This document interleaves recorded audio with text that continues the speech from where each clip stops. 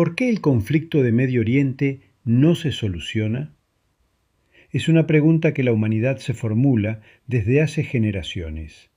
Han cambiado los gobiernos, han cambiado los líderes, han cambiado las alianzas internacionales, ha cambiado la tecnología militar, incluso ha cambiado el equilibrio del poder mundial. Sin embargo, el conflicto permanece. Cada cierto tiempo vuelven las mismas imágenes: ciudades destruidas, familias huyendo, negociaciones que parecen abrir una esperanza y poco después una nueva escalada de violencia. Como si la historia estuviera condenada a repetirse. ¿Por qué? ¿Qué es lo que seguimos sin comprender? Tal vez la respuesta nunca estuvo donde todos hemos estado mirando. Soy Carlos Alberto, el pensador. Bienvenidos al camino. En este encuentro no intentaremos decidir quién tiene razón. No repartiremos culpas ni pretendemos adivinar el futuro. Nuestro propósito será diferente. Intentaremos comprender por qué este conflicto sobrevive durante tanto tiempo, mientras otros encuentran un camino hacia la estabilidad. Y para hacerlo, tendremos que observar la realidad desde una perspectiva distinta, porque existe una diferencia enorme entre contemplar un acontecimiento y comprender el proceso que lo hizo posible. Y esa diferencia puede transformar completamente nuestra manera de entender no solo Medio Oriente, sino muchos de los desafíos que enfrenta hoy la humanidad. Vivimos rodeados de información. Cada día recibimos miles de datos, titulares, videos, opiniones, declaraciones, mapas, análisis. Nunca había sido tan fácil acceder a la información y, sin embargo, nunca había resultado tan difícil comprender la realidad. ¿Cómo puede suceder algo así? Quizá porque hemos confundido dos cosas profundamente distintas: estar informados y comprender. La información nos dice qué ocurrió. La comprensión intenta descubrir por qué ocurrió. Y es precisamente allí donde comienza el camino de la geopolítica estoica. Imaginemos por un momento que mañana despiertas, enciendes el televisor, ves una nueva ofensiva militar, escuchas nuevas declaraciones, observas nuevas reuniones diplomáticas, apagas el televisor. 6 meses después, vuelves a encenderlo.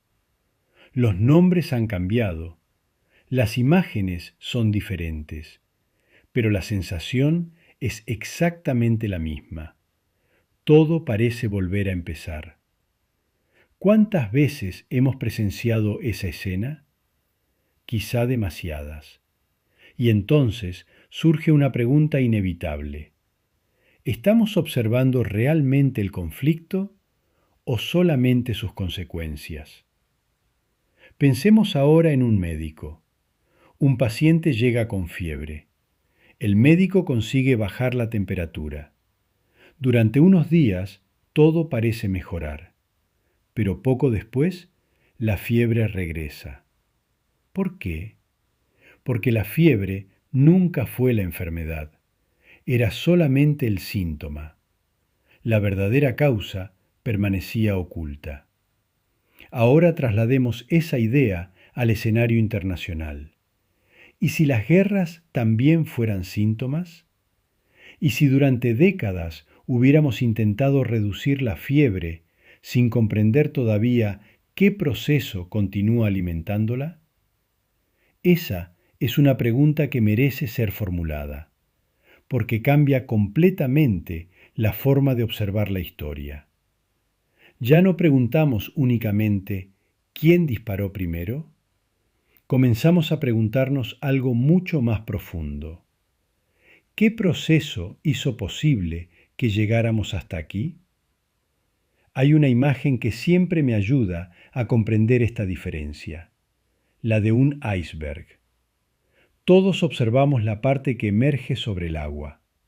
Es la más visible, la más impactante, pero también es la más pequeña.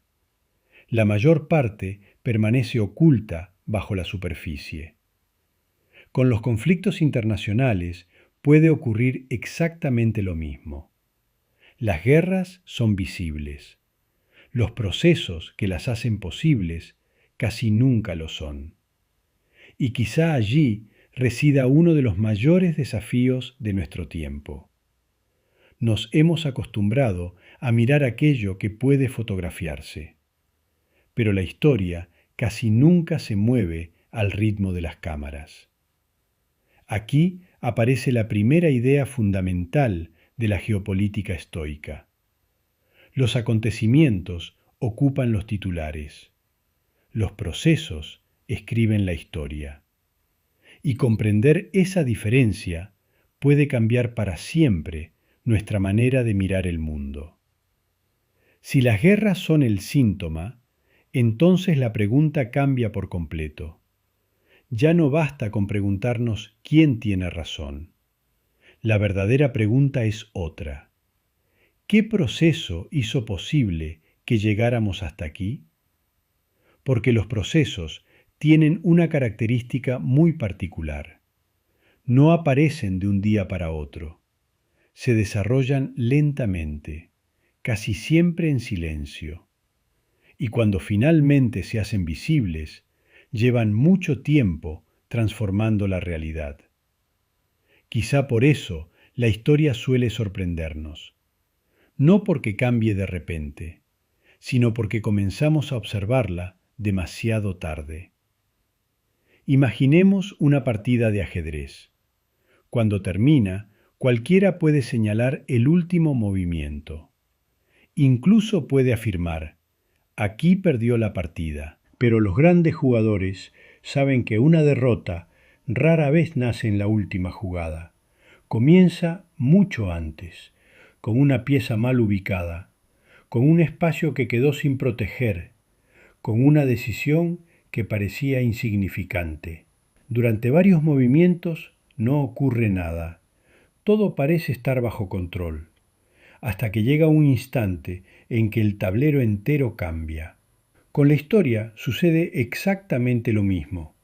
Las guerras casi nunca comienzan con el primer disparo. Ese disparo suele ser apenas el momento en que un proceso largo y silencioso deja de poder ocultarse. Existe un detalle que pocas veces observamos. Cuando una guerra estalla, todos miramos hacia adelante. La próxima ofensiva, la próxima negociación, la próxima resolución internacional. Pero casi nadie dirige la mirada hacia atrás, y sin embargo, es allí donde normalmente se encuentra la explicación. Porque las causas profundas no aparecen el día en que comienza el conflicto. Se han estado formando durante años, a veces durante décadas. La historia tiene un ritmo diferente al de las noticias. Las noticias viven horas. La política vive años. Las instituciones viven décadas. Las civilizaciones viven siglos.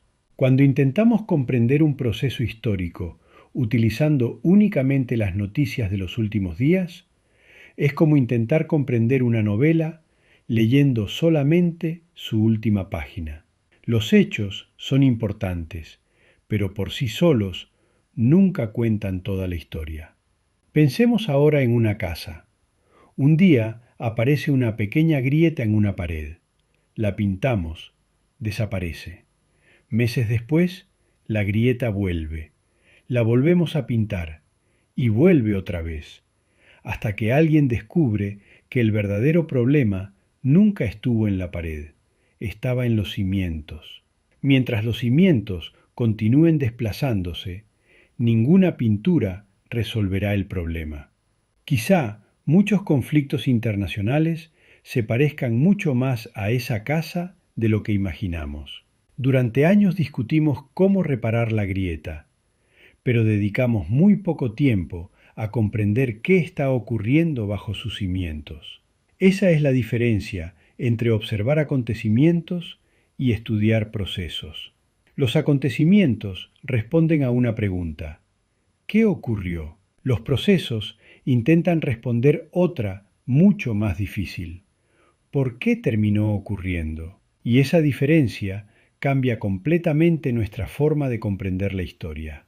Llegados a este punto, aparece una pregunta que merece toda nuestra atención. ¿Qué ocurre cuando las instituciones que organizan una sociedad dejan de corresponderse con la realidad que deben organizar? Porque la realidad nunca permanece inmóvil. Las sociedades evolucionan, surgen nuevas formas de producir, nuevas tecnologías, nuevas relaciones económicas, nuevas maneras de comunicarnos, nuevas expectativas. Sin embargo, las instituciones no siempre evolucionan con la misma rapidez, y cuando esa distancia comienza a crecer, también comienza a crecer el desequilibrio. Al principio, casi nadie lo percibe. Después aparecen las tensiones. Más tarde llegan las crisis y finalmente la violencia. Quizá la verdadera pregunta nunca fue ¿por qué comienzan las guerras? Quizá la verdadera pregunta sea ¿en qué momento comenzó a perderse el equilibrio mucho antes de que apareciera el primer disparo? Si hemos llegado hasta aquí, quizá podamos formular una nueva pregunta. No una pregunta sobre una guerra, sino sobre la propia historia. ¿Qué ocurre cuando las instituciones dejan de representar la realidad para la que fueron creadas? Porque toda sociedad necesita reglas, necesita instituciones, necesita mecanismos que organicen la convivencia. Pero ninguna institución existe para sí misma. Todas existen para responder a una realidad determinada, y la realidad nunca permanece inmóvil. Con el paso del tiempo, cambian las condiciones económicas, cambian las formas de producir, cambia la tecnología, cambian las relaciones entre las naciones, cambian las expectativas de las personas. La historia continúa avanzando. La pregunta es otra: ¿las instituciones avanzan con ella? Porque cuando dejan de hacerlo, comienza a abrirse una distancia que al principio parece insignificante. Nadie la percibe. Todo continúa funcionando. La vida sigue.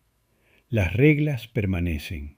Pero lentamente el sistema comienza a perder correspondencia con la realidad que debe organizar. Ese es el momento verdaderamente importante.